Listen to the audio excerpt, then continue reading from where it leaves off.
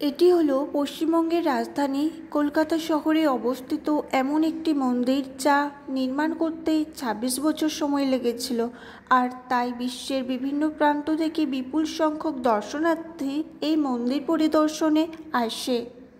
এই মন্দিরটি দক্ষিণ কলকাতায় অবস্থিত বিড়লা মন্দির। এই মন্দিরে সাদা মার্বেল পাথরের মোড়ানো কারুকার্য দেখতে খুব সুন্দর। রাধাকৃষ্ণের সেই মূর্তি মায়াবী। এবার আমি বলি মন্দির কখন খোলা থাকে। প্রতিদিন সকাল 5:30 থেকে বেলা 11টা পর্যন্ত এবং বিকেল 4:30 থেকে রাত 9টা পর্যন্ত সকল জনসাধারণের জন্য খোলা থাকে। মন্দিরের ভেতরে ছবি ভিডিও করা নিষিদ্ধ রয়েছে। সাউথ কলকাতার এই বিখ্যাত হিন্দু মন্দিরে আপনারা কিভাবে আসবেন?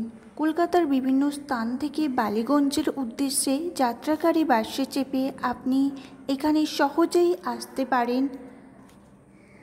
মেট্রোতে আসলে আপনাকে যতীন দাস পার্ক মেট্রো স্টেশনে নামতে হবে এবং সেখান থেকে অটো করে আপনি এই মন্দিরে আসতে পারেন। মন্দিরটি আশুতোষ চৌধুরী এভিনিউতে অবস্থিত।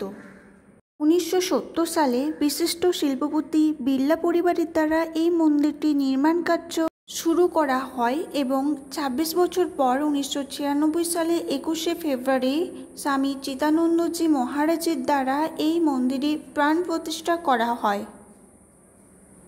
মন্দিরের একদম গর্ভগৃহে রয়েছে রাধাকৃষ্ণের মূর্তি, আর দুই পাশের মধ্যে একদিকে রয়েছে মা দুর্গার মূর্তি আর একদিকে রয়েছে মহাদেবের মূর্তি।